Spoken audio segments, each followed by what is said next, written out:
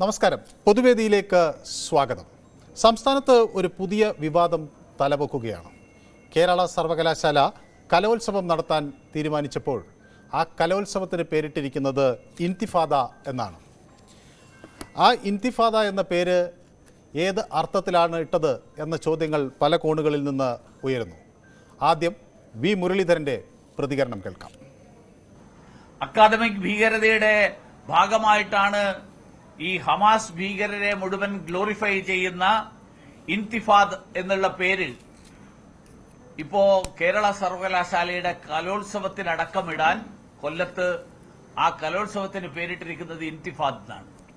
Hamas ഭീകരരെ മുഴുവൻ തന്നെ മഹത്വവൽക്കരിക്കാനുള്ള നടപടിയെടുക്കുന്ന ആളുകൾ, ആ ആളുകളെ നടപ്പിലാക്കുന്ന ക്യാമ്പസ് ഭീകരത, ആ ക്യാമ്പസ് ഭീകരത അവസാനിപ്പിക്കാൻ ആവശ്യമായിട്ടുള്ള നടപടികൾ ഉണ്ടാക്കണം.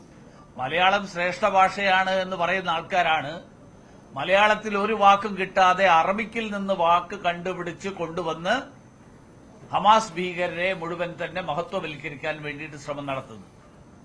യെസ്. അതോടൊപ്പം തന്നെ ഈ വിഷയത്തിൽ ഒരു വിദ്യാർത്ഥി ഹൈക്കോടതിയെ സമീപിച്ചു. ഈ വിഷയം പരിഗണിച്ച ഹൈക്കോടതി ഈ കേസിൽ അതിൻ്റെ മറുകക്ഷികൾക്ക് നോട്ടീസ് അയക്കാൻ അല്പം മുമ്പ് നിർദ്ദേശിക്കുകയും ചെയ്തു. ആശിഷ് AS എന്ന വിദ്യാർത്ഥിയാണ് ഇത്തരത്തിൽ ഒരു ഹർജി ഹൈക്കോടതിയിൽ ഫയൽ ചെയ്തിട്ടുള്ളത്. ഈ ഹർജിയിൽ ആരോപിക്കുന്നത് ഇത് പാലസ്തീനിലെ സംഭവങ്ങളുമായി ബന്ധപ്പെട്ടുള്ള ചിത്രങ്ങൾ പോലും ഈ ലോഗോയുടെ ഭാഗമായി വരുന്നു എന്നതാണ് ആശിഷിൻ്റെ ആരോപണം. ഏതായാലും ഈ വിഷയമാണ് ന്യൂസ് 18 പൊതുവേദി ഇന്ന് ചർച്ച ചെയ്യുന്നത്. എല്ലാവർക്കും പൊതുവേദിയിലേക്ക് സ്വാഗതം.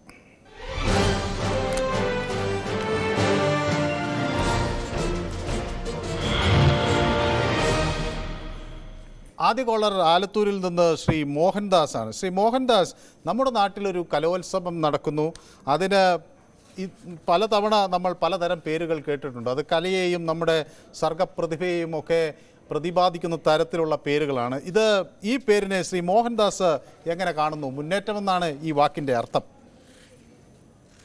ഇത് ഒരു മുന്നേറ്റമല്ല, ഇതൊരു പിന്നോട്ടുള്ള ഒരു പരിപാടിയാണ്. കലഹത്തിന് വേണ്ടിയിട്ടുള്ള ഒരു സംഭവമാണ്. വെറുതെ ഒരു ചർച്ചകൾക്ക് വേണ്ടിയിട്ട്.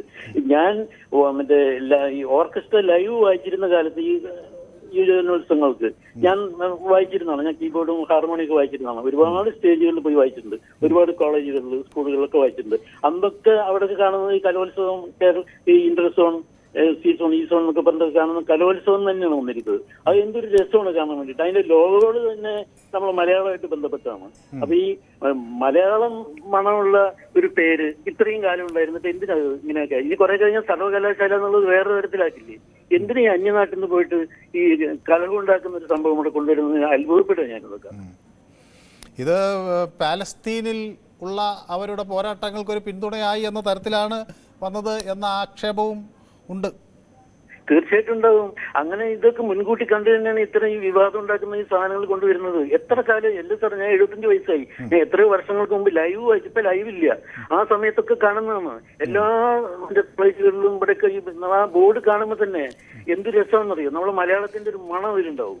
ഇതിപ്പോ ഇങ്ങനെ വരുന്ന സമയത്ത് ഈ അർത്ഥം പോലും ഇതിപ്പോ പറഞ്ഞപ്പോഴാ മനസ്സിലായത്. യെസ്. ഏതായാലും വളരെ വ്യക്തമാണ് താങ്കളുടെ പ്രതികരണം. ദാസൻ എന്നൊരു പ്രേക്ഷകൻ ചേരുന്നുണ്ട്. ശ്രീ ദാസൻ കണ്ണൂരിൽ നിന്നാണ് വിളിക്കുന്നത്. ശ്രീ ദാസന് എന്ത് തോന്നുന്നു ഈ പാലസ്തീൻ ഇസ്രയേൽ വിഷയം, പ്രത്യേകിച്ച് ഈ ഹമാസിനെ സംബന്ധിച്ച് അവരെ വെള്ളപൂശാനുള്ളൊരു നീക്കമാണ് നടക്കുന്നതെന്ന് വി മുരളീധരൻ ആരോപിക്കുകയും ചെയ്യുന്നു. ഇത്തരത്തിൽ പാലസ്തീനെതിരെ തുടങ്ങിയ ഒരു മുന്നേറ്റമാണ് ഇൻതിഫാദ. അത് 1987 ഇൻതിഫാദ നടക്കുകയും ചെയ്തത്. അപ്പോൾ അത് ഈ കലോത്സവ വേദിയിലേക്ക് വരുമ്പോൾ അതിനെ എങ്ങനെയാണ് ശ്രീ ദാസൻ നോക്കിക്കാണുന്നത്? ഇതിപ്പോ നമ്മൾ ഈ RSS BJP വർഗീയ, ഞാൻ സമ്മതിക്കുന്നു, RSS BJP വർഗീയവാദികൾ തന്നെയാണ്. അതോടൊപ്പം തന്നെ ഞാൻ ഭയപ്പെടുന്നത് ഈ പലസ്തീനിലെ ഹമാസ് അനുകൂല മുദ്രാവാക്യത്തെയാണ്. 2047 നോക്കിക്കൊണ്ടുള്ള പലസ്തീൻ അനുകൂല ഈ ഹമാസ് അനുകൂല മുദ്രാവാക്യത്തെ ഞാൻ ഭയപ്പെടുന്നു. BJP RSS വർഗീയവാദികളെ സമ്മതിക്കുന്നു. അതിന്റെ അപ്പുറത്തെ കൊടും വർഗീയത ഇവർ കാണിക്കുന്നു. ഞാൻ ചെയ്യുന്ന ഉക്രൈനിലെ രാജ്യമല്ലേ, ഉക്രൈൻ എത്ര കാലമായിട്ട് ഞങ്ങളെ മരിക്കുന്നു. ഞാൻ പലസ്തീനോട് തോന്നുന്നത് ഉക്രൈനോട് തോന്നാൻ ഞാൻ ഇതാ ചോദിക്കുന്നത്. ഇതൊക്കെ എന്തുകൊണ്ട് പലസ്തീനോട് തോന്നുന്നില്ല, ഉക്രൈനോട് തോന്നുന്നില്ല? ഇത് ശുദ്ധ തോന്നിയവാദമാണ്. കാരണം ഇവരൊക്കെ ഞാൻ പറഞ്ഞു ഇവരൊക്കെ തലക്ക് നെല്ലിക്ക് തലമക്കളെ കാലം അതിക്രമിച്ചു. ഈ നാട് നശിപ്പിക്കാൻ നോക്കുക ഈ കമ്പനി. യെസ്, വ്യക്തമാണ് താങ്കളുടെ അഭിപ്രായം. ബാലകൃഷ്ണൻ എന്നൊരു പ്രേക്ഷകൻ വടകരയിൽ നിന്ന് ചേരുന്നുണ്ട്. ശ്രീ ബാലകൃഷ്ണൻ, ഇഫ്തിഹാദ എന്നാൽ മുന്നേറ്റം, അങ്ങനെ നിഷ്കളങ്കരമായ ഒരു അർത്ഥം നമ്മൾ ഇതിന് കാണണോ? മുന്നേറ്റം എന്ന് പേരിട്ടു, കലയുടെ ചെറുത്തുനിൽപ്പ് എന്ന തരത്തിൽ. അങ്ങനെയാണ് ഒരു വിശദീകരണം വരുന്നത് സർവകലാശാലയിലെ വിദ്യാർത്ഥികളുടെ ഭാഗത്തു നിന്ന്. എങ്ങനെ അതിനെ കാണുന്നു ശ്രീ ബാലകൃഷ്ണൻ? മനു സാർ നമസ്കാരം. നമസ്കാരം. നമസ്കാരം. ഇത് വളരെ നല്ലതാണ് സാർ. ഈ നല്ലതാണ്. തെരഞ്ഞെടുപ്പ് അടുത്ത സമയത്ത് ഇവരെ ന്യൂനപക്ഷ പ്രീണനം, ഭീകരവാദികളുടെ ഇവരുടെ സാമീപ്യം, ഇത് മനസ്സിലാക്കാനുള്ള കഴിവ് കേരളത്തിലെ ജനങ്ങൾക്കുണ്ട്. കേരളത്തിൽ വിദ്യാസമ്പന്ന ചെറുപ്പക്കാരാ 35 വർഷം പിറകോട്ടല്ല കമ്മ്യൂണിസ്റ്റ് പാർട്ടി ചിന്തിക്കേണ്ടത്. ഇപ്പൊ അവര് കേരളമാണ്, കേരളത്തിലെ എല്ലാവരും കഴുതകളാണെന്നാ പറയുന്നതിന്റെ അർത്ഥം. ഞങ്ങൾ എന്ത് ചെയ്താലും ഞങ്ങൾ അദ്ദേഹത്തിന് ഇത് കേരളമാണ്, ഇവിടെ നടക്കൂല. അപ്പോ ഇത് മനസ്സിലാക്കും, ഇത് നല്ലതാണ് സാർ. ഈ ന്യൂനപക്ഷ പ്രീണനം അവർ ഈ സമയത്ത് എടുത്തു കാണിച്ചവർ വളരെയധികം ആരാ അതിന് മുൻകൈ എടുത്തത് അവർക്ക് ഞാൻ നന്ദി രേഖപ്പെടുത്തുവാണ്. കാരണം മനസ്സിലാകണം മറ്റുള്ള സമൂഹങ്ങൾക്ക്. എന്നെ സംബന്ധിച്ച് ഞാനൊരു ഹിന്ദുവാ, പക്ഷെ ഞാൻ എല്ലാവരെയും സ്നേഹിക്കുന്ന ഒരാളാ. പറഞ്ഞ മനസ്സിലായോ? അങ്ങനെ ഹിന്ദു മുസ്ലിം വ്യത്യാസമൊന്നുമില്ല. പക്ഷെ ഇത് ഉണ്ടാക്കുന്നത് ആരാണെന്നറിയോ? ഇതിൽ നിന്ന് വോട്ട് മുതലെടുക്കാൻ വേണ്ടിയിട്ടുള്ള ഒരു പാർട്ടിയാണ്. അത് ഏത് പാർട്ടിയാണ്? കേരളത്തിൽ ഈ നായക്ക് 40 വട്ടം സ്റ്റേജിൽ കാര്യാൽ വർഗീയവാദം, ഇപ്പം ഫാസിസം, മറ്റത് ഇത് ഫാസിസം മെനഞ്ഞാൻ നടത്തിയില്ലേ 10 ദിവസം മുമ്പ്? ആരെടുത്താ സാർ ഫാസിസം ഉള്ളത്? എത്ര ഇതര സ്റ്റേറ്റുകളിൽ സാർ? താങ്കളുടെ അഭിപ്രായം വ്യക്തമാണ്. മറ്റൊരു പ്രേക്ഷകൻ കൂടി കാത്തു നിൽക്കുന്നതുകൊണ്ടാണ്. ജോയ് എന്നാണ് പ്രേക്ഷകൻ പേര്. ശ്രീ ജോയ് വിളിക്കുന്നത് തൊടുപുഴയിൽ നിന്നാണ് അല്ലേ? അതെ. ശ്രീ ജോയ്ക്ക് എന്ത് തോന്നുന്നു? ഈ പേരിനെ ശ്രീ ജോയ് എങ്ങനെ കാണും? ഇത് ഗാസയിലെ ഒരു പോരാട്ടത്തിന്റെ പേരായി കാണും. എന്റെ ജീവിതത്തിൽ ആദ്യമായിട്ടാണ് ഈ വാക്ക് കേൾക്കുന്നത്. അറബി ആയതുകൊണ്ടായിരിക്കാം, കാരണം നമുക്ക് അറബിയായിട്ട് വലിയ ബന്ധമൊന്നുമില്ല. പക്ഷെ ഈ വാക്കൊക്കെ ഈ യുവജനോത്സവത്തിനൊക്കെ ഉപയോഗിക്കുന്നത് എന്തിനാണെന്ന് മനസ്സിലാവുന്നില്ല. കാരണം ഇവർ ഉദ്ദേശിക്കുന്നത് എന്താണ്? മുന്നേറ്റം എന്നോ? അതിന്റെ അർത്ഥം ഇത് ഇസ്രയേലിനെതിരെ പാലസ്തീനികൾ അന്ന് നടത്തിയ ആക്രമണമാണ്. അത് പിന്നീട് വലിയ കലാപമായി മാറി, അത് രക്തരൂക്ഷിതമായ ഒരു കലാപമായി മാറി. നമ്മുടെ ഇന്ത്യ എപ്പോഴും ഏതൊരു തരത്തിലുള്ളൊരു സമരത്തെയും, ഇപ്പോൾ ഏതൊരു തരത്തിലുള്ള പ്രതികരണത്തെയും ശാന്തമായി അഹിംസാ പാതയിലൂടെ പോകുക എന്നതിനപ്പുറത്തേക്ക് ആ രീതിയല്ല. ഇത് പാലസ്തീൻ അതുപോലെ തന്നെ ഇസ്രായേൽ പ്രശ്നത്തിൽ പാലസ്തീൻ അനുകൂലിക്കുന്ന ആളുകൾ നടത്തിയ ഒരു മുന്നേറ്റമാണ്. അത് അതിൻ്റെ വിമർശനം അത് കുറെ കൂടി അക്രമാസക്തമായ ഒരു മുന്നേറ്റമായി പോയി എന്നതാണ്. അതിൻ്റെ പേരാണ് ഇൻതിഫാദ. അല്ല, ഞാൻ ചോദിക്കുന്നത് അവിടെ അതിന് ഇവിടെ ഈ കലോത്സവത്തിന് ഇത് ഇടുന്നതിന്റെ എന്ത് മുന്നേറ്റമാണ് ഈ ഇവര് ഉദ്ദേശിക്കുന്നതെന്നാണ് എനിക്ക് മനസ്സിലായത്. കേരളത്തിൽ ഇപ്പൊ ഇതിലെന്താണ് ഇതിന് ബാധകം? കേരളത്തിൽ ഇതുമായിട്ട് എന്തെങ്കിലും ബന്ധമുണ്ട്? ഇത് വെറുതെ ഓരോ തട്ടിപ്പ് പരിപാടി. മുൻപൊരാൾ പറഞ്ഞ പോലെ ഈ മുസ്ലിം പ്രീണനത്തിന് വേണ്ടി കാണിക്കുന്ന പരിപാടികളാണ് ഇതെല്ലാം. ഇതിന്റെ പിന്നിൽ പ്രവർത്തിക്കുന്നത് CPM ഓരോ ദിവസവും ഓരടി ഈ തീവ്രവാദികളുമായിട്ട്, ശരിക്കും പറഞ്ഞാൽ മുസ്ലിം തീവ്രവാദമായിട്ട് അടുത്തുകൊണ്ടിരിക്കുകയാണ്. ഇവര് കേരളം നശിപ്പിക്കാൻ വേണ്ടി തന്നെയുള്ള ഒരു പദ്ധതിയാണ്. ഇതിപ്പോ തന്നെ ശരിക്കും പറഞ്ഞാൽ കോടതികൾ ഇടപെട്ടിട്ട് ഇത് നിരോധിക്കാൻ തന്നെ വേണം. നമുക്ക് കേരളീയമായ എത്രയോ നല്ല പേരുകളുണ്ട്. വ്യക്തമാണ് താങ്കളുടെ നിലപാട്. പിന്നെ ഉമേഷ് എന്നൊരു പ്രേക്ഷകൻ കൂടി കാത്തു നിൽക്കുന്നുണ്ടാണ്. ശ്രീ ഉമേഷ് വിളിക്കുന്നത് പാലയിൽ നിന്നാണ് അല്ലേ? അതെ അതെ. ശ്രീ ഉമേഷ് എങ്ങനെ ഈ നിലപാടിനെ കാണുന്നു? സാറേ, ഇതിന്റെയൊക്കെ ഭാഗമായിട്ടാണ് എന്റെ തൊട്ടടുത്ത പൂഞ്ഞാറെന്ന് പറയുന്നത്. പൂഞ്ഞാർ പള്ളിയിൽ ഈയിടെ ഒരു അച്ഛനെ കാറിടിപ്പിച്ച് താല് വീഴ്ച അയാളെ ആശുപത്രിക്ക് പോയി, മെഡിക്കൽ കോളേജിലൊക്കെ പോയി കേസും ഉപകാരമൊക്കെ ഉണ്ടായിരുന്നു. അതിവിടെ ഒരു ചാനൽ മാത്രമേ പുറത്തു വിട്ടുള്ളൂ, ബാക്കിയുള്ള ചാനലുകാർ ആരും ഏറ്റെടുത്തുമില്ല. ഇതിനകത്ത് 10-27 പേരാണ് ഇതിനകത്ത് പങ്കെടുത്തത്, ഈരാറ്റുപേട്ട എന്നുള്ള എല്ലാവരും. അപ്പൊ ഇതുപോലെയുള്ള ഭാഗങ്ങളായിട്ട് ഇങ്ങനെ ഇനി വരും. അത് ഇതിനനുസരിച്ച് ഇവരെന്ത് പേരിടുവോ എന്തെങ്കിലും ഇടട്ടെ. ഇപ്പം ഇവിടുത്തെ ഹിന്ദു സമുദായം കൂടെ ഇത് മനസ്സിലാക്കി മുന്നോട്ട് വരണം എന്ന് പറയുന്നത് നമ്മുടെ വിരൽത്തുമ്പിലായിരിക്കുന്നത്. വ്യക്തമാണ്. താങ്കളുടെ മറ്റൊരു പ്രേക്ഷകൻ കൂടി കാത്തു നിൽക്കുന്നുണ്ടാണ്. ജിനേന്ദ്രൻ എന്നാണോ പേര് പറഞ്ഞത്? സുരേന്ദ്രൻ. ശ്രീ സുരേന്ദ്രൻ തൃശ്ശൂരിൽ നിന്നാണ് നമുക്കൊപ്പം ചേരുന്നത്. ശ്രീ സുരേന്ദ്രൻ, താങ്കൾ എങ്ങനെ ഈ പേരിനെ വിലയിരുത്തുന്നു? അല്ല, ഇപ്പൊ ഇതിന്റെ അർത്ഥം ഇവരെന്നെ ഇപ്പൊ സാറ് നേരത്തെ പറഞ്ഞതനുസരിച്ച് ഇതിന്റെ അർത്ഥം ഞാൻ മനസ്സിലാക്കുന്നത് മുന്നേറ്റം, കലയുടെ മുന്നേറ്റം എന്നൊക്കെ സാറ് പറഞ്ഞു. ഇതിനിപ്പം ഏത് രൂപത്തിൽ വേണമെങ്കിലും മാറ്റാം. അത് നമ്മളെ ഓരോരുത്തരും കാഴ്ചപ്പാടാണ്. ഇതിനു മുന്നേ നമ്മൾ വെസ്റ്റ് ബംഗാളിൽ കണ്ടു, ഒരു സിംഹത്തിന് അക്ബർ എന്ന് പറഞ്ഞ പേരിട്ടപ്പോ അതിന് വിവാദമായി. പിന്നെ അങ്ങനെ ഒരു സംഗതി വന്നു. അപ്പൊ നമ്മളെ കാഴ്ചപ്പാടുകൾ കൊണ്ടുണ്ടാവുന്ന ഒരു പക്ഷേ വിരോധാഭാസം. ഇതിന് ഹമാസിനെ ന്യായീകരിക്കാൻ അല്ലെങ്കിൽ വെള്ളപൂശാൻ, ഹമാസ് ചെയ്യുന്ന പ്രവർത്തനങ്ങളെ പ്രതിരോധമായി മാറ്റാൻ ആണ് ഈ പേര് ഇട്ടത് എന്നതാണ്. സാർ ഇപ്പൊ പറഞ്ഞല്ലോ, ഒരു വാക്ക് പറഞ്ഞല്ലോ, സാർ ഇപ്പൊ പറഞ്ഞു ഹമാസിനെ ന്യായീകരിക്കാനാണെന്ന്. ആ വാക്കിന്റെ അർത്ഥം അതാണോ? എനിക്കറിയില്ല. എനിക്ക് ഈ വാക്കിന്റെ അർത്ഥം അറിയില്ല. സാർ ഇപ്പൊ ഈ ചർച്ചയ്ക്ക് എടുത്തപ്പോഴാണ് സാറ് പറഞ്ഞു ഹമാസിനെ ന്യായീകരിക്കാൻ. ഹമാസിനെ ന്യായീകരിക്കുക എന്നാണോ ഈ വാക്കിന്റെ അർത്ഥം? അല്ല, ഞാൻ പറഞ്ഞതല്ല, അവിടെയാണ് നിങ്ങൾക്ക് തെറ്റുപറ്റിയത്. അത് വി മുരളീധരന്റെ ആരോപണമാണ്. അത് ഞാൻ എടുത്ത് പറഞ്ഞു. മുരളീധരൻ സാറിന് ഒരു പാർട്ടി ഉണ്ട്. ആ പാർട്ടി വെച്ചിട്ടാണ് അദ്ദേഹം പറയുന്നത്. നമ്മൾ എനിക്ക് ഇതിന്റെ ഇതിന്റെ ഇന്തിഫാദ എന്ന് പറഞ്ഞ ആ വാക്കിന്റെ അർത്ഥം എനിക്കറിയില്ല. ഞാൻ ഇവരുടെ വിശദീകരണം, ഇതിന്റെ കമ്മിറ്റിയുടെ വിശദീകരണം, മുന്നേറ്റം, കലയുടെ മുന്നേറ്റം എന്നാണ് അവര് പറയുന്നത്. അദ്ദേഹത്തിന് വാക്കിന്റെ അർത്ഥം കലയുടെ മുന്നേറ്റം എന്നല്ല. ഇന്തിഫാദ എന്നാൽ അപ്രൈസിംഗ് റെബല്യൻ അല്ലെങ്കിൽ കലാപം എന്നതാണ്. അപ്പോൾ സ്വാഭാവികമായും മുന്നേറ്റം എന്നർത്ഥം. അപ്പോൾ റെബല്യൻ എന്ന് പറയാം, അല്ലെങ്കിൽ അപ്രൈസിംഗ്, ഒരു മുന്നേറ്റം എന്ന വാക്കാണ് കൂടുതൽ ഉചിതം. റെബല്യൻ എന്ന് പറഞ്ഞ സാറ് പറയണു. അതായത് അത് ഓരോരുത്തരുടെയും കാഴ്ചപ്പാട് കൊണ്ട് വരുന്നതാണ്. ഞാൻ പറഞ്ഞപ്പോ അങ്ങനെ ഒരു പേരിട്ടു. അതന്നെ പറഞ്ഞ ഇപ്പൊ അക്ബർ എന്ന് പറഞ്ഞ പേരിട്ടപ്പോ അതിന് വലിയ പ്രശ്നങ്ങൾ ഉണ്ടായി. കോടതി വരെ പറഞ്ഞു ആ പേര് മാറ്റണം. അപ്പൊ കാലത്തിന്റെ പോക്ക് നോക്കൂ. ഇത് ഇനി വേണമെങ്കിൽ വേറെ ഈ പേര് മാറ്റിയിട്ട്. പക്ഷെ ഞാനൊന്ന് ചോദിക്കട്ടെ, ഈ പേരിട്ടത്, ഇന്തിഫാദ എന്ന ഈ പേരിട്ടത്, അത് ഈ ഹമാസിനോട് എന്തെങ്കിലും തരത്തിലുള്ള പിന്തുണ പ്രഖ്യാപിച്ചുകൊണ്ടാണെന്നോ അല്ലെങ്കിൽ എന്തെങ്കിലും ന്യൂനപക്ഷ പ്രീണനത്തിന്റെ ഭാഗമായാണെന്നോ ആരോപണത്തെ താങ്കൾ എങ്ങനെയാണ് കാണുന്നത്? എനിക്ക് ഒരു തീവ്രവാദ പ്രസ്ഥാനങ്ങളോടും എനിക്ക് ന്യായീകരിക്കാനുമില്ല. അങ്ങനത്തെ കാര്യങ്ങളൊന്നും ഞാൻ ന്യായീകരിക്കില്ല. അതിനൊക്കെ തള്ളി പറയുന്നതാണ്. ഇപ്പൊ നേരത്തെ പറഞ്ഞു മുസ്ലിം തീവ്രവാദമല്ല, ഏത് തീവ്രവാദമായാലും നമ്മൾ ക്രിസ്ത്യൻ തീവ്രവാദം ഉണ്ടെങ്കിൽ അതും അതിനെ നമ്മൾ ന്യായീകരിക്കാൻ. ഏതായാലും വ്യക്തമാണ് താങ്കളുടെ പ്രതികരണം. മറ്റൊരു പ്രേക്ഷകൻ കൂടി നമുക്കൊപ്പം ചേരുന്നുണ്ട്. ജയ എന്നാണോ പേര് പറഞ്ഞത്? അതെ അതെ, ജയ, കൊല്ലം. ശ്രീമതി ജയ കൊല്ലത്ത് നിന്നാണ് വിളിക്കുന്നത്. കൊല്ലത്ത് എവിടെ നിന്നാണ് ശ്രീമതി ജയ വിളിക്കുന്നത്? കൊല്ലം കടവൂര് സാർ. കടവൂര്. ഈ കലോത്സവമായൊക്കെ ബന്ധപ്പെട്ട് പ്രവർത്തിച്ചിട്ടുള്ള ആളാണോ ശ്രീമതി ജയ? ഏതായാലും അത് കാണാൻ. ഞാൻ ഒരു എക്സ് ഗൾഫാണ്. ഒരു 30 വർഷം ഞാൻ ഗൾഫിലായിരുന്നു. അത് ശരി. നമ്മുടെ എന്തെങ്കിലും ഒരു പരിപാടി അവിടെ നടത്തണമെങ്കിൽ നമ്മുടെ കേരളത്തിന്റെ പേര് തന്നെയല്ലേ ഓണപരിപാടിയായാലും മറ്റെന്ത് പരിപാടിയായാലും അവരെന്തെങ്കിലും പേര് നമുക്ക് അനുവദിച്ചു തരുമോ? ഇവരെന്തിനെങ്ങനെ ഇവരുടെ കുടുംബത്തിലുള്ള വല്ല മക്കൾക്കോ അവരെ ബന്ധുക്കൾക്കോ ഒക്കെ ഇങ്ങനത്തെ പേരുകൾ ഇടണം? നമുക്ക് നല്ല അടിപൊളി പേര് മലയാളത്തിലുണ്ട്. അതൊക്കെ മറന്നിട്ട് ഈ അറബി പേരിലോട്ട് എന്തിനാ പോകുന്നത്? ഞാൻ അവിടെ നിന്നതാ, അവിടുത്തെ ശമ്പളം വാങ്ങിച്ചതാ, ഒക്കെ ശരി തന്നെ. പക്ഷെ നമ്മൾ ഇവിടെ വന്ന് നിൽക്കുമ്പോൾ നമ്മുടേതായിട്ടുള്ള പേരുകളുണ്ടല്ലോ. അത് ഒരു മുന്നേറ്റം എന്ന അർത്ഥത്തിൽ നിഷ്കളങ്കമായി ഇട്ടു. മുന്നേറ്റം തന്നെ ഇടാലോ, കലാമുന്നേറ്റം.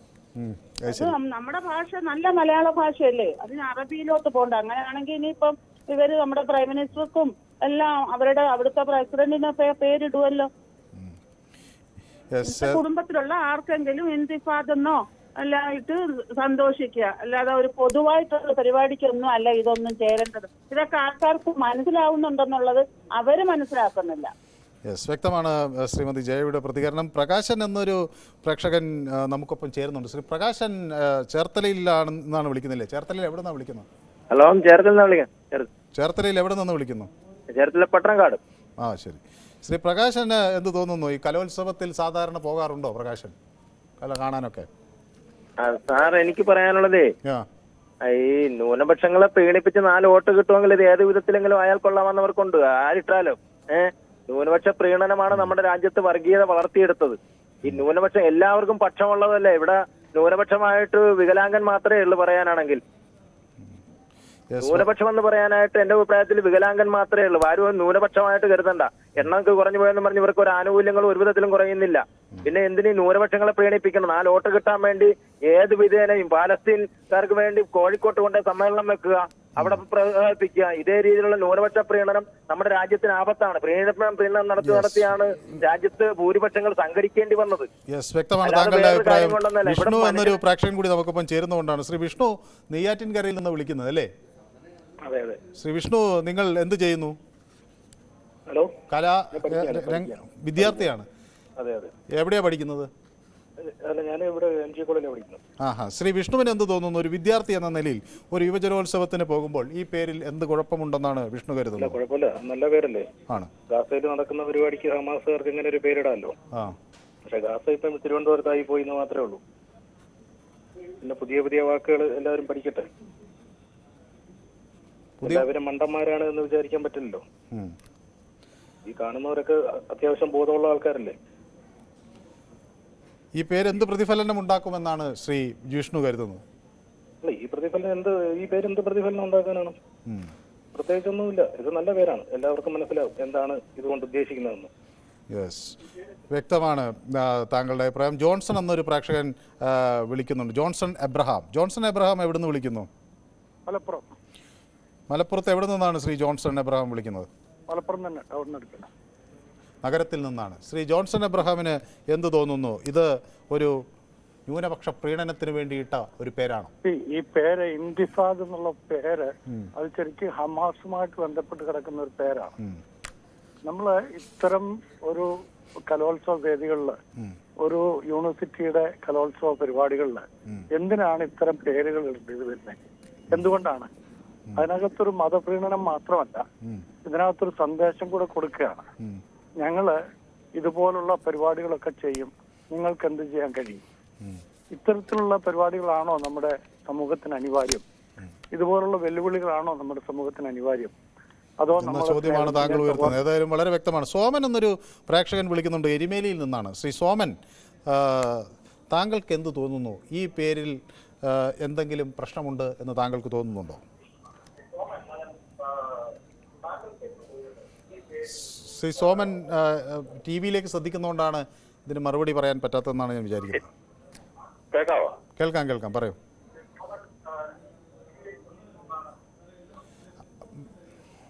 മറ്റൊരു പ്രേക്ഷകൻ കൂടി നമുക്കൊപ്പം ചേരുന്നു. അജയ് കുമാർ എന്നൊരു പ്രേക്ഷകൻ ചങ്ങനാശ്ശേരിയിൽ നിന്ന് ചേരുന്നു. ശ്രീ അജയ് കുമാർ, ഈ വിവാദം ഏത് തരത്തിലേക്ക് നീങ്ങും എന്നാണ് താങ്കൾ കരുതുന്നത്? അല്ല, ഈ ഇന്തിഫാദ എന്നുള്ള വാക്ക് മുന്നേറ്റം എന്നാണ് അവർ ഉദ്ദേശിക്കുന്നതെങ്കിൽ അത് ഒരു രാജ്യത്ത് രണ്ട് വിഭാഗങ്ങൾ തമ്മിൽ ഒരു വിഭാഗം മറ്റൊരു വിഭാഗത്തിന്റെ മേലിൽ മുന്നേറ്റം ഉണ്ടാക്കാൻ വേണ്ടി ഉപയോഗിച്ച ഒരു വാക്കാണ്. നമ്മൾ ആ ഒരു അർത്ഥത്തിൽ ആണ് ഇതിനെ കാണുന്നതെങ്കിൽ ഇവിടെ എന്തിന്റെ മുന്നേറ്റമാണെന്ന് ഈ എഴുതി വെച്ചവരതൊന്ന് മനസ്സിലാക്കി തരണം. കലയുടെ മുന്നേറ്റം എന്നാണ് അവർ പറയുന്നത്. കലയുടെ മുന്നേറ്റം. അതിന് എത്രയോ നല്ല വാക്കുകൾ കൂടെ ഉപയോഗിക്കാൻ നമ്മുടെ മലയാളത്തിൽ ധന്യമായ നമ്മുടെ മലയാള ഭാഷയിലുണ്ട്. അപ്പൊ ഇതിന്റെയൊക്കെ പിന്നിൽ ഒരു വല്ലാത്തൊരു അജണ്ട നമ്മൾ കാണുന്നുണ്ട്. മനസ്സിലായില്ല? അതൊന്നും ഞാൻ പരസ്യമായിട്ട് പറയുന്നില്ല, കേൾക്കുന്നവർക്കെല്ലാം അത് മനസ്സിലാവും എന്താണെന്നുള്ളത്. പക്ഷെ ഇവിടെ ഒരു പ്രശ്നം കൂടെ നമ്മൾ മനസ്സിലാക്കണം. ഈ പാലസ്റ്റൈനിന് വേണ്ടിയാണ് ഇതൊക്കെ ചെയ്യുന്നതെങ്കിൽ ഈ പാലസ്റ്റൈൻ ജനങ്ങളെ ഒരു കാലത്ത് അവരെ ആ രാജ്യത്ത് നിന്ന് കുടിയൊഴിപ്പിക്കപ്പെട്ടപ്പോൾ, അല്ലെ യുദ്ധവുമായി ബന്ധപ്പെട്ട ഒരു പലായനം ചെയ്തപ്പോൾ ഗൾഫിലെ പല രാജ്യങ്ങളും അവർക്ക് അഭയം കൊടുത്ത് ഏറ്റവും കൂടുതൽ അഭയം കൊടുത്തത് കുവൈറ്റിലാണ്. ആ കുവൈറ്റിൽ അഭയം കൊടുത്ത് കുവൈറ്റുകളെ പോലെ തന്നെ എല്ലാ പ്രിഫറൻസും കൊടുത്ത് അവരെ അവിടെ താമസിപ്പിച്ചു. പക്ഷെ 1990 സദ്ദാം ഹുസൈൻ കുവൈറ്റിനെ ആക്രമിച്ചപ്പോൾ ഈ പാലസ്തീനികൾ സദ്ദാം ഹുസൈന്റെ കൂടെ നിന്നിട്ട് കുവൈറ്റുകളെ മുഴുവൻ ആക്രമിക്കുകയും നശിപ്പിക്കാനും അവരുടെ കൂടെ കൂട്ടുകയും. ഏതായാലും അതിന്റെ ചരിത്രത്തിലേക്ക് പോകാൻ സമയമില്ലാത്തതുകൊണ്ട് മറ്റൊരു പ്രേക്ഷകൻ കൂടി നമുക്കൊപ്പം ചേരുന്നുണ്ട്. വളരെ നന്ദി ശ്രീ അജയ് കുമാർ ചങ്ങനാശ്ശേരിയിൽ നിന്ന് വിളിച്ചത്. സൂപ്പി വെള്ളമുണ്ടയിൽ നിന്നാണ് നമുക്ക് ഒപ്പം ചേരുന്നത്. ശ്രീ സൂപ്പി, ഇത് ആരെ സന്തോഷിപ്പിക്കാൻ ആണ് ഈ പേര് നൽകിയത് എന്നാണ് ഒരു വിഭാഗത്തിന്റെ ചോദ്യം. ശ്രീ സൂപ്പിക്ക് എന്ത് തോന്നുന്നു? നമസ്കാരം. ഇവിടെ മുരളീധരൻ പറഞ്ഞു ഇതൊരു ഇതിന്റെയാണ് പറഞ്ഞത്. ഇന്ത്യയുടെ പേര് മാറ്റാം, എന്തുകൊണ്ട് BJP മുൻകൈ എടുത്തത്? ഇന്ത്യ രാജ്യത്തിന്റെ പേരെന്താ മോശം? ഭാരതീയം എന്താ? അതിനൊന്നും കുഴപ്പമില്ല അല്ലേ? ഇവിടെ ഒരു കലോത്സവം കഴിഞ്ഞാൽ അതിന്റെ പേര് പോയില്ലേ? പിന്നീട് ആ കലോത്സവത്തിന്റെ പേര് അല്ല, പക്ഷെ അത് അവരുടെ ആക്ഷേപം അത് ഒരു അഹിംസയിൽ അധിഷ്ഠിതമായ ഒരു മുന്നേറ്റമായിരുന്നില്ല. അത് കുറെ കൂടി തീവ്രവാദവും ബോംബാക്രമണവും ഒക്കെ ബന്ധപ്പെട്ടുള്ള ഒരു മുന്നേറ്റമായിരുന്നു. അങ്ങനെ ഒരു മുന്നേറ്റത്തെ നമ്മൾ വെള്ളപൂശേണ്ടതുണ്ടോ എന്നതാണ് ചോദ്യം അവർ ഉന്നയിക്കുന്നത്. അതിനെന്താ കുഴപ്പം ഞാൻ ചോദിക്കുന്നത്? അതിനെന്താ കുഴപ്പം? അത് താൽക്കാലികമായിട്ടുള്ളതല്ലേ? അത് കാലാകാലത്തേക്കില്ലല്ലോ സാറേ. അത് എവിടെയായി നടത്തുന്ന കലോത്സവം തിരുവനന്തപുരത്ത്. കലോത്സവം അത് കഴിഞ്ഞില്ലേ? പിന്നീട് അത് ഇവിടെ ഇപ്പൊ ഇന്ത്യ രാജ്യത്ത് കാറ്റടിക്കുമ്പോ കാറ്റിന് എന്തൊക്കെ പേര് കൊടുക്കുന്നുണ്ട്? കാലാകാല പേര് വെക്കുന്നുണ്ടല്ലോ. പക്ഷെ ചില സമയത്ത് ഈ പേരില് അതിന് ഒളിഞ്ഞു കിടക്കുന്ന ഒരു അർത്ഥത്തിലേക്ക് ആളുകൾ പോകില്ലേ? ഇപ്പൊ നമ്മൾ കുട്ടികൾക്ക് നാത്തുറാം വിനായക് എന്നൊന്നും പേരിടാറില്ലല്ലോ, നാത്തുറാം എന്ന് പേരിടാറില്ലല്ലോ. പേരിന്റെ അർത്ഥം ഒരുപക്ഷെ എന്തെങ്കിലും ആയിരിക്കാം, പക്ഷെ നമ്മൾ അങ്ങനെ ഇടാറില്ലല്ലോ. അത് ഗാന്ധിജിയോടുള്ള ഒരു അനാദരവായി തന്നെയല്ലേ നമ്മൾ കാണുന്നത്. ഏതായാലും സൂപ്പിയുടെ അഭിപ്രായം ഞാൻ മാനിക്കുന്നു. താങ്കൾ വിളിച്ചതിൽ അഭിപ്രായം പറഞ്ഞതിന് നന്ദി. വിജയൻ എന്നൊരു പ്രേക്ഷകൻ കൊല്ലത്ത് നിന്ന് വിളിക്കുന്നുണ്ട്. ശ്രീ വിജയന് എന്ത് തോന്നുന്നു? ഇത് ഏതെങ്കിലും തരത്തിലുള്ള തീവ്രവാദത്തെ അംഗീകരിക്കലാണോ ഈ പേരിടൽ, അതോ ഇത് ഒരു കലയുടെ മുന്നേറ്റമാണോ?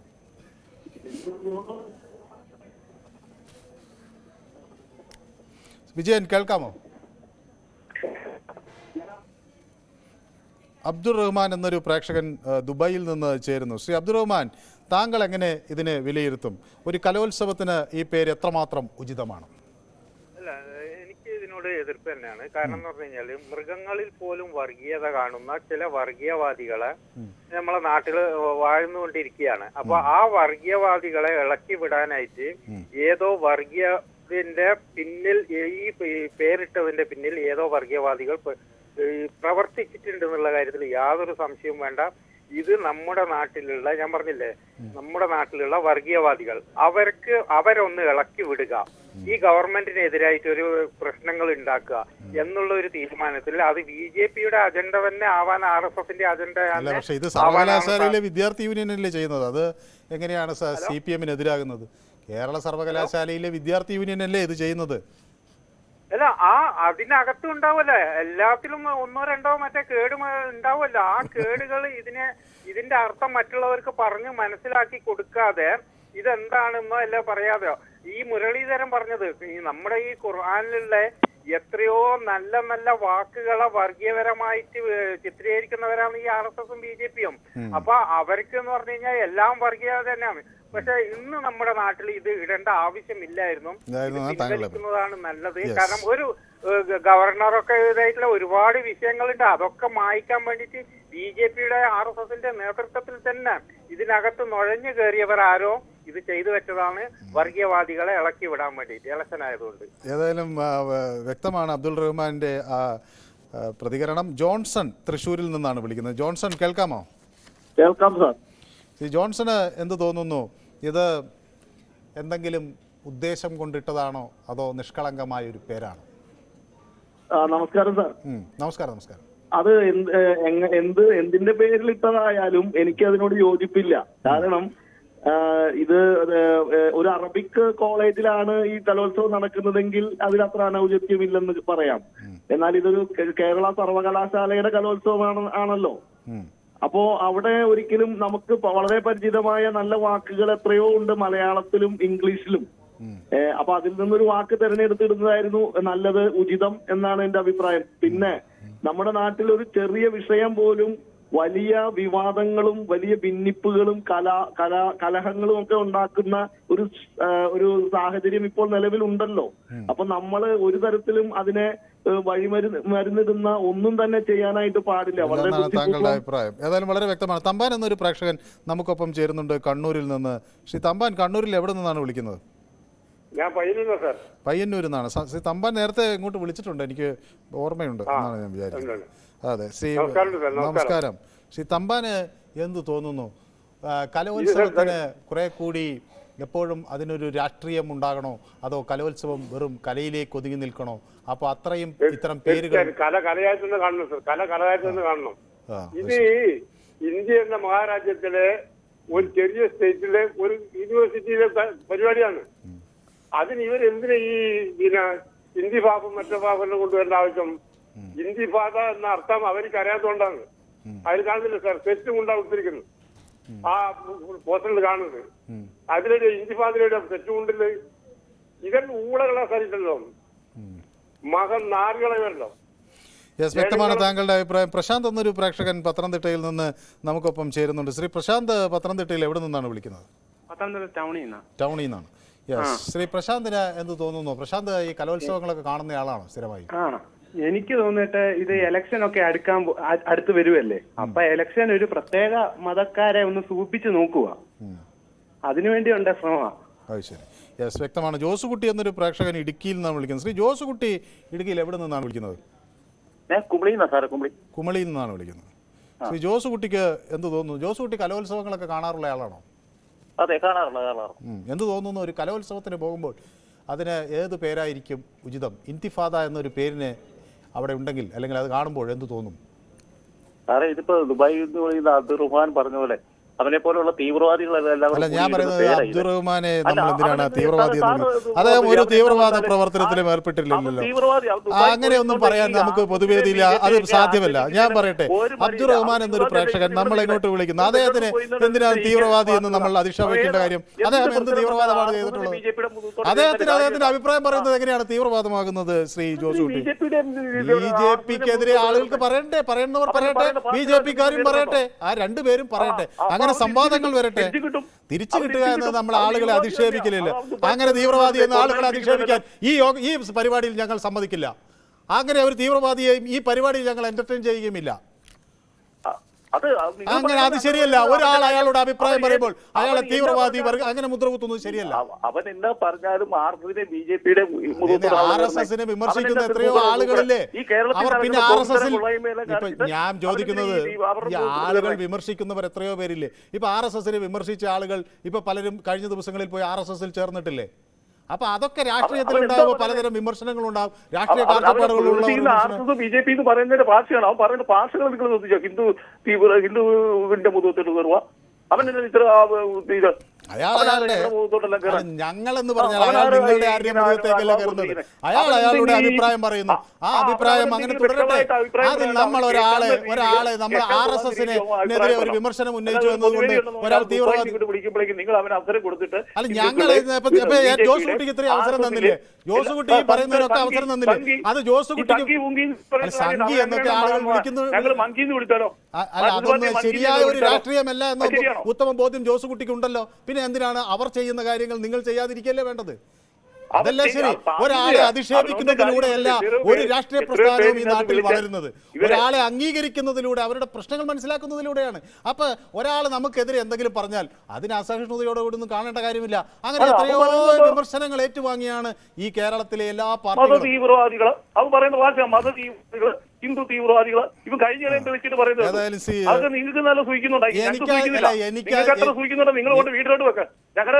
എന്റെ വീട്ടിൽ കൊണ്ടുവെക്കാനുള്ള കാര്യങ്ങൾ എന്റെ വീട്ടിൽ തന്നെ ഇരിക്കും. ആ വഴിയിൽ നിന്ന് കിട്ടുന്ന കാര്യങ്ങൾ വീട്ടിൽ കൊണ്ടുവെക്കുന്ന സ്വഭാവം എനിക്കില്ല. അത് ഞാൻ ആരെയും തെറി പറയാനും ആക്ഷേപിക്കാനും ഈ പരിപാടിയിൽ അനുവദിക്കില്ല. മാന്യമായ ഒരു രാഷ്ട്രീയ പ്രതികരണം നടത്തേണ്ട ഒരു വേദിയാണ് പൊതുവേദി. അത് ജോസ് കുട്ടിക്ക് താല്പര്യാനുസരണം ഒരു പരിപാടി മാറ്റിമറിക്കാനോ ആളുകളെ അധിക്ഷേപിക്കാനോ ഒരു കാരണവശാലും സമ്മതിക്കില്ല. അത് അത്രയേ ഉള്ളൂ. അതിനപ്പുറത്തേക്ക് അതിലൊരു ചർച്ചയുടെ ആവശ്യമില്ല. ഏതായാലും സമയ പരിമിതി കൊണ്ടാണ് ഈ വിഷയം കൂടുതൽ മുന്നോട്ട് പോകാൻ കഴിയാത്തത്. ഇന്നത്തെ പൊതുവേദി ഇവിടെ സമാപിക്കുന്നു. നാളെ മറ്റൊരു വിഷയവുമായി വീണ്ടും കാണാം. നന്ദി.